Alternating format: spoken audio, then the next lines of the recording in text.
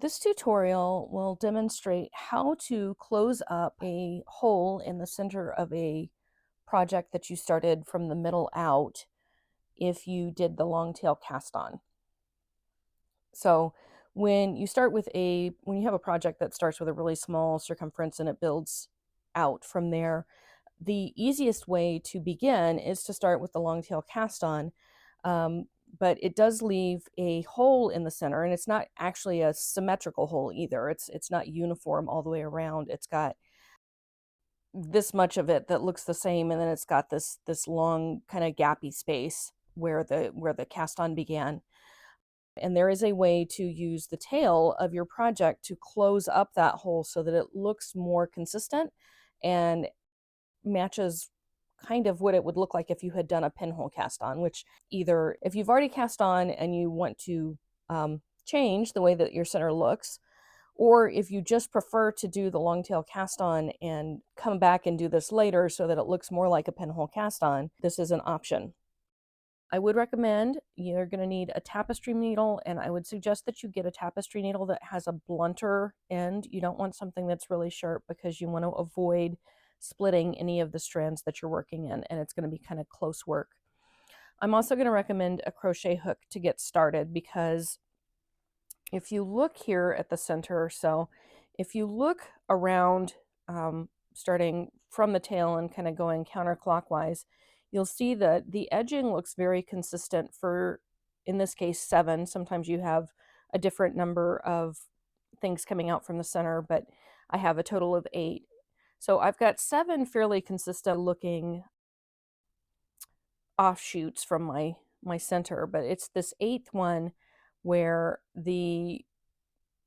where it begins here is a little bit looser, and then instead of having this nice doubled strand going into the knit stitches coming off of the center, I have this single strand that's looser going into a knit stitch that's also looser.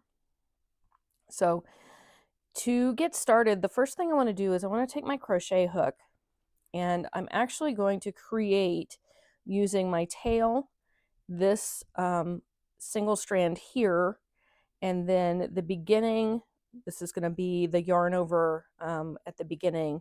I'm going to kind of use all of the things in this area to help make a more uniform stitch in this area. So I'm going to take my crochet hook and I'm going to come over here. So you want to come find this single strand that comes across, and your tail should be somewhere to the left of that, kind of depending on, you might have tucked it underneath. You do want to bring it up to the right side of the fabric to get started here. But I want to come above that. I want to find where I did my yarn over here. And you're going to have 2 strands that are kind of twisted around each other. So this is a yarn over that's been worked. And what I want to do is I want to come all the way over to the right to this stitch here, where it comes down in there. And I want to come underneath the strand that's going from this stitch over the top of those 2 loops. So I'm going to come in here with my crochet hook like this, and then I'm going to come down and grab that single strand that's going across the center, and I'm going to pull it up through there. That's kind of the first step, and then I'm going to grab my tail and I'm going to pull it through that loop I just made. All right, so that's step 2. So now you should have what looks a little bit more consistent of a circle. You don't have that long strand coming across the single long strand, and it does look more consistent of a braid around the center. So from this point, you want to take a tapestry needle and thread your tail onto that. So the way I like to do that is just to bend the tail over the eye of my needle, kind of pinch it, and then I can just push it straight through.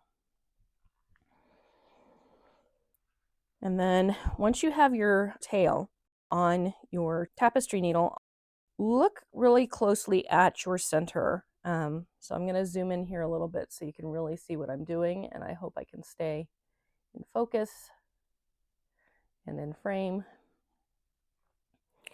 So if you look at the,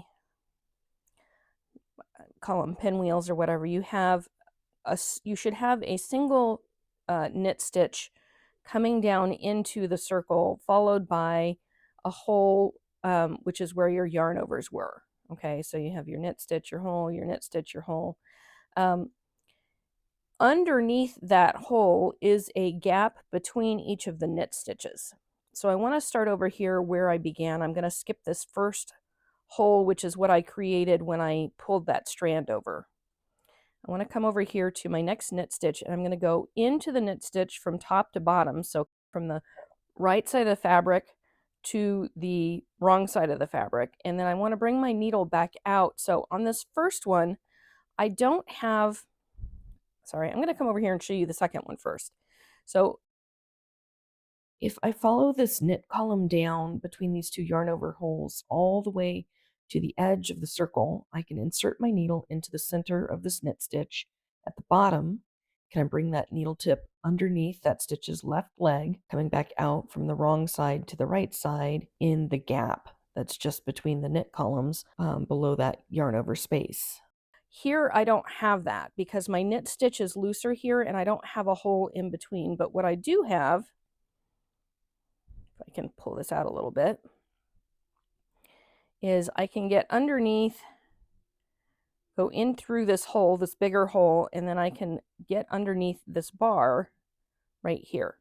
So there should be a little strand coming up into your next knit stitch, but if you go in to that hole and then come back out through underneath that strand that's to the left of the hole that you just went into, you can go down through the knit stitch and then just come under that bar right there.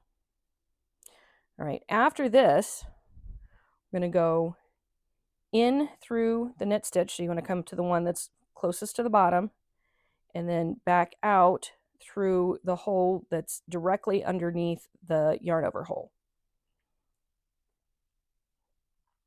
And do that for the next one. You're just going to do this all the way around. In through the knit stitch, out through the hole that's right next to it. Oops, I lost my yarn off my tapestry needle. So in through the next knit stitch, out through that hole. And you can kind of weave it. You just want to be very careful that you're not splitting the strands as you're doing this, that you're actually getting in between each of the stitches. Because if you split the strands, it's not going to cinch down correctly. So in to the stitch, out through the hole. And if you need, you can turn your project. All right, so in through the knit stitch, out through the hole. And then your last one is going to be in through the knit stitch. All right, and you want to go from the right side of the fabric to the wrong side and then leave it on that wrong side. So before doing that, I do recommend that you cinch your hole closed to make sure that it closes correctly and you like the way it looks before you go through to the other side. So if you cinch that down, you like the way it looks, you just want to come over to this final knit stitch, go down in between, and it's going to be cinched closed, so you want to get really nice and close to that hole. Go in and bring that to the wrong side. Zoom out a little bit for you here, sorry. So from here, once you have your yarn on the wrong side, you can simply weave in your tail around that hole to help keep it cinched down. But once you're done, you should have a fairly consistent looking hole that very closely matches what you would have if you had a pinhole cast on, right? So that is how to use your tail to close down the hole after you've begun with a long tail cast on. So I hope that helps.